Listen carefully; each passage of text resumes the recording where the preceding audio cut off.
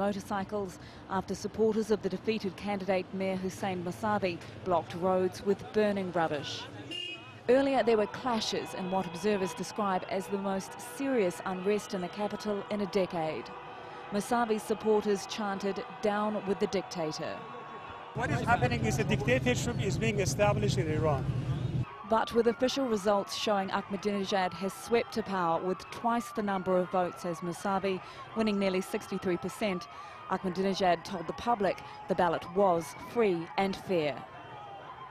Nearly 40 million people took part in a total of free election, which means in itself this sets a record by itself, a great record in the whole of the world.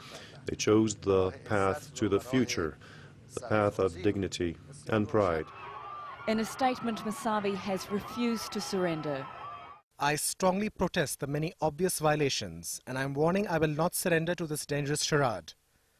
The result of such performance by some officials will jeopardize the pillars of the Islamic Republic and will establish tyranny. The Supreme Leader Ayatollah Khamenei instructed that everyone, including the competitors, must unanimously support the chosen and respected president. The United States has been monitoring events in Iran closely. The United States has refrained from commenting on the election in Iran. We obviously hope that the outcome reflects the genuine will and desire of the Iranian people. Musavi's campaign headquarters has urged supporters to show restraint. The authorities blocked mobile phone text messages to try to stop news of protests spreading. And there are reports that reformist newspapers are being targeted. But it hasn't stopped people pouring onto the streets. Musavi still has the option of pursuing his grievances through the courts, and a closer examination of the computerized record of ballots is likely in the coming days. Further complaints from the Musavi camp are also a possibility, but for the moment, it's President Ahmadinejad once again. Tanya Page, Al Jazeera. Well, the defeated presidential candidate, Mir Hussein Musavi, has called on supporters to avoid violence. A little earlier, I spoke to Taimur Nabili in Tehran, and I asked him whether the violence that he witnessed outside Al Jazeera's office was still going on. No, the disruption has passed on, Julie. I think you'll find that most of the gathering tends, in northern Tehran at least, to be up in that direction. This is one of the main routes up towards where a lot of the youths have been hanging out on the streets in past weeks, and a short while ago they decided to make their way up there by smashing the windows and emptying rubbish bins and setting fire in the streets as part of the entertainment, I suppose, along the way. Just a couple of minutes ago as well, we saw the riot police heading by. The riot police in Tehran now tend to travel in twos on small motorbikes, better mobility, quicker access to the trouble areas, and they've been heading up that way too. Now, what we have seen here was ugly when it was happening, and the shopkeepers tomorrow morning will, of course, be decrying what has been going on. We're still not entirely sure whether it represents a trend, whether it represents an organized campaign, and whether it will get any worse. Taimur, we heard Ahmadinejad's speech a little earlier. He didn't exactly reach out to those who were on the streets.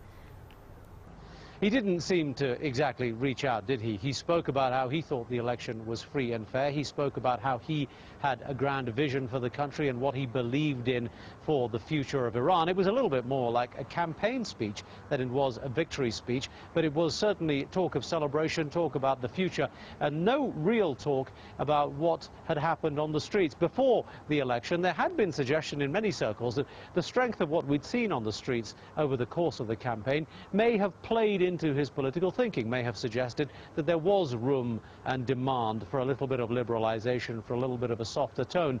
But in this speech, he didn't seem to suggest that he had got that message or that he planned to do anything about it.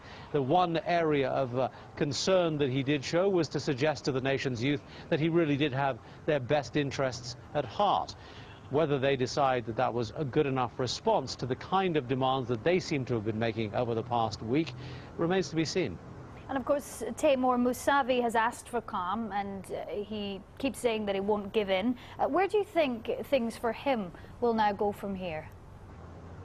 He has not made any further comment tonight, and he obviously is still considering his position. There is a camp out there that suggests that he is prepared to fight on and determined to do so, and he is being backed by the former president, Hashemi Rafsanjani. They're a powerful grouping in Iran, a strong political force, and if they do decide to make more trouble, it could lead to some serious strains in the political fabric here.